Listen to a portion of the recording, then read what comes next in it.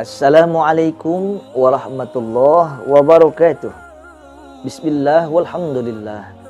Wassalatu wassalamu ala asyrafi khalqillah wa ala alihi wa sahbihi wa man tabi'a hudah wa wala amma ba'd. Asyhadu an la ilaha illallah wahdahu la syarika lah wa asyhadu anna sayyidana wa nabiyyana Muhammadan abduhu wa rasuluh. Allahumma salli ala sayyidina Muhammad wa ala ali sayyidina Muhammad salatan taftahu lana biha abwab ar-ridha wa at-taysir wa tughliqu 'anna abwab asy-syarri wa at-ta'sir wa takunu biha waliyyan wa nasira ya ni'mal maula wa ya ni'man nasir. Seluruh sahabat pecinta kajian Islami yang dimuliakan Allah, mudah-mudahan antum semua sehat walafiat, selalu dalam lindungan Allah Subhanahu wa taala, rezeki yang berlimpah, berkah dunia akhirat. Amin ya rabbal alamin. Sahabat kajian Islam yang dimuliakan Allah, mencermati kejadian belakangan ini, kalau siklus COVID-19 sedang berkembang, bahkan bermutasi, bahkan naik peningkatan hingga berkali-kali lipat dari sebelumnya. Sekedar untuk menyambung lisan daripada ulama-ulama kita. Kalau dulu istilah wabah seperti ini sekalipun belum bisa secara mutlak. Kalau corona atau COVID-19 ini disamakan dengan ta'un. Dan di dalam agama kita versinya ada konon mengatakan setiap 100 tahun sekali siklus wabah ta'un ini terjadi. Tapi sekalipun terlalu dini untuk mengatakan corona ini adalah wabah ta'un, tapi paling tidak ada kesamaan mendasar. Wabah ini sangat mematikan dan sangat berbahaya. Sebagai satu sejarah singkat, ternyata sebelum baginda Rasul Shallallahu Alaihi Wasallam, di zaman bangsa Bani Israel pun sudah terjadi wabah. Di zaman Rasulullah ada, di zaman sahabat ada, di zaman tabi'in ada. Kita kenal ada 5 jenis ta'un yang paling membahayakan di sejarah peradaban anak manusia. Di zaman Nabi ada yang namanya ta'un Syirawaih. Di zaman Khalifah Umar ibn Khattab ada ta'un Amwas. Ada lagi ta'un Jarif. Ada lagi ta'un Fatayat. Ada lagi ta'un Ashraf. 5. Bahkan sahabat-sahabat mulia Rasulullah banyak yang tumbang dengan wabah tersebut. Ada sahabat Mu'az bin Jabal, ada sahabat Abu Ubaidah ibnul Jarrah, ada sahabat Suhail ibn Amr. Saudara yang saya muliakan, tercatat di dalam kepemimpinan Khalifah Umar bin Khattab radhiyallahu anhu, itu ta'un Amwas. Amwas itu satu qaryah. Memang pada awalnya ta'un itu tidak keluar daripada desa tersebut. Desa tersebut namanya Amwas, makanya disebut ta'un Amwas. Semakin berkembang, semakin melesat, sehingga konon kabarnya keluar daripada kota Amwas 25.000 nyawa pada saat itu, cukup besar, ditelan oleh Amwas. Ada lagi terjadi di Baghdad, ada yang namanya ta'un Fatayat.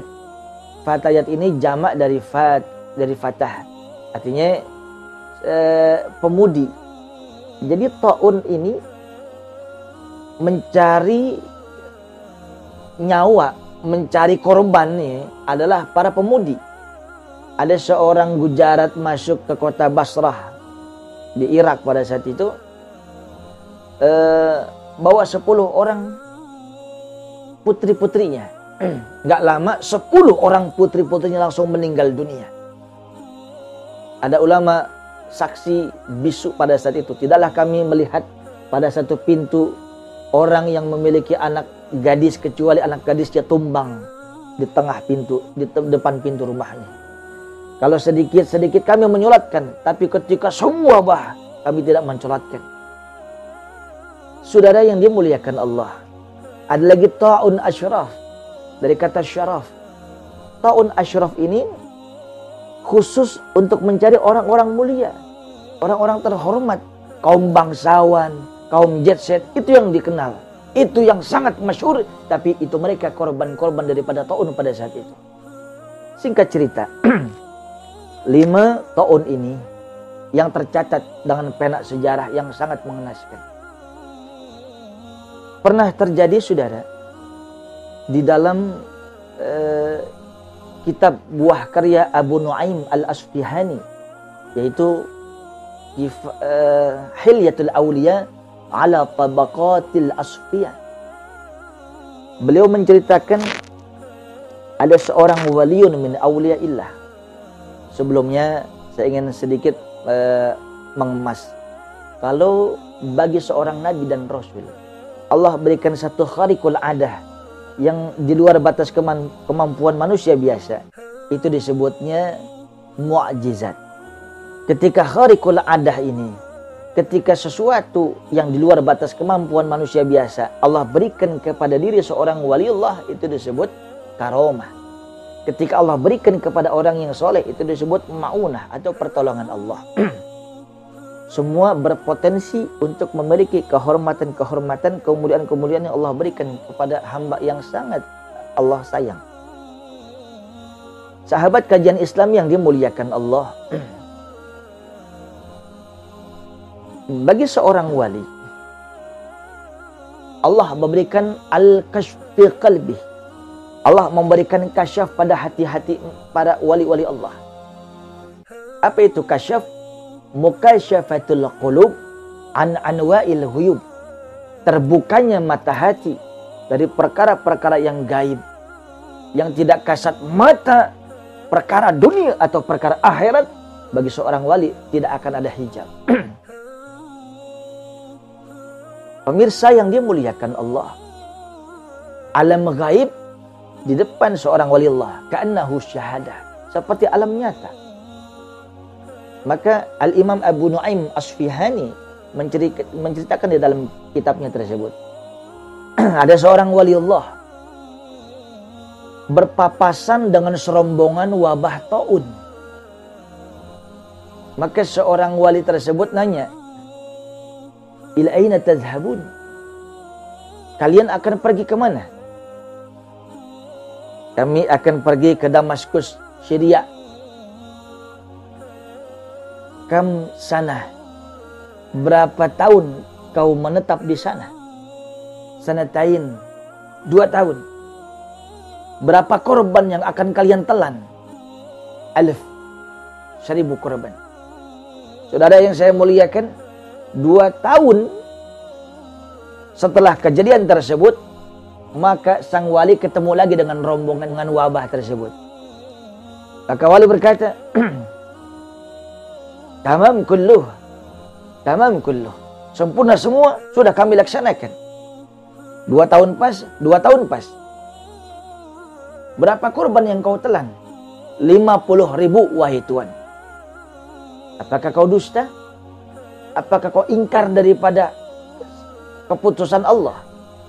Apakah kau tidak mengindahkan perintah Allah? 1000 yang Allah inginkan, kenapa 50.000 yang kau telan? Maka wabah ta'un mengatakan, Tuhan, kami tidak dusta, kami tidak bohong, kami tidak menyalahi SK Allah. 1000 yang kami telan korban tahun ini. Tapi barusan kau katakan 50.000, punten mohon maaf. Yang 49.000, kalau 50.000 berarti kurang lebih sekitar 49.000. Wafatnya mereka bukan kami yang menelan, bukan kami yang membunuh. Kau tahu wahai waliullah, wahai kekasih Allah, sisa korban tersebut mereka mati karena mereka saking takutnya kepada kami, rasa takut yang menjerit pada tubuhnya, rasa takut yang mengikat urat tadi mereka, itulah yang menyebabkan mereka wafat. Saudara yang dimuliakan Allah. Dari kisah singkat dialog seorang wali ini terhadap wabah taun pada saat itu, ada beberapa kesimpulan yang bisa kita ambil. Yang pertama, faktanya setiap waktu ketika wabah berhembus di seluruh dunia sampai akhir zaman, yang namanya wabah ini akan terus ada. Perkara negara ini, perkara negara itu cuma sabab. Tapi ini sunnatullah. Jangan terlalu takut dengan wabah. Sering saya berkomunikasi dengan teman-teman dari kedokteran. Mereka mengatakan begini. Salah satu penyakit yang sering diderita oleh pasien adalah penyakit emah. Saya sih husnuzon juga seluruh pemirsa yang hadir di sini termasuk kru-kru kita punya penyakit mah setiap malam. Mah, itu penyakit mah yang sangat indah. Beda. Asam lambung tinggi, kadang neken ke jantung, itu yang bahaya. Penyebabnya apa, Dok? Terlalu banyak makan yang asam, terlalu banyak makan yang pedas, terlalu melampaui batas makan yang asin dan sebagainya. Tapi Pak Ustadz tahu, ternyata 60% penyebab sangat riskan bagi asam lambung adalah pikiran. Selebihnya pola makan dan pola hidup kita yang kurang harmonis.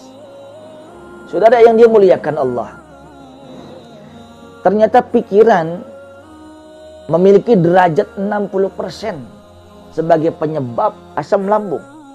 Ternyata kalau kita sinkronkan dengan kasus sekarang ini, wabah itu 1000 yang harus dimakan oleh taun pada saat itu, hikayat yang tadi, 49.000 meninggal dunia, melebihi jatah porsi yang harus ditelan oleh wabah taun. Apa sebabnya? Sangat takut, saudara.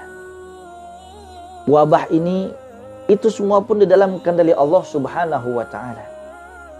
Tidak akan ada satu madarat kecuali sudah Allah tentukan, dan tidak akan bawa manfaat kecuali yang sudah Allah tentukan pula. Paling tidak jangan terlalu takut dan jangan terlalu berani.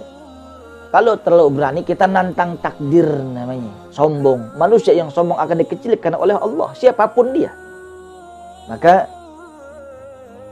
jangan lepas masker kemana-mana, cuci tangan, physical distancing, jaga jarak, jaga iman kita, jaga imun kita, jaga aman kita. Jamaah yang dimuliakan Allah, semua pemirsa yang dimuliakan oleh Allah. Dan satu lagi saya tambahkan, dan jangan lupa, la yaruddul qada illa doa. Tidak ada yang bisa merubah ketentuan Allah kecuali doa. Salah satunya adalah walillahil asmaul husna fad'uhu biha. Allah punya asmaul husna yang 99. Berdoalah dengan wasilah itu. Ulama mengatakan salah satu fadilah asmaul husna, ya mu'min, ya mu'min, ya mu'min, wahai zat yang memberikan keamanan. Bacalah setiap setelah sholat fardu, setelah doa kita baca ya mu'min, ya mu'min, ya mu'min. Berapa? 136. 136. Ya mu'min 136.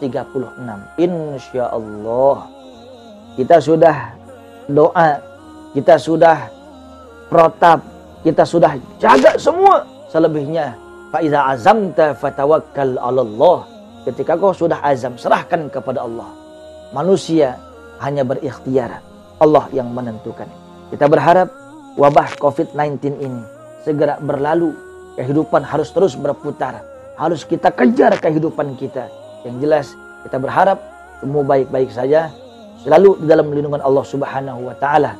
Assalamualaikum warahmatullahi wabarakatuh.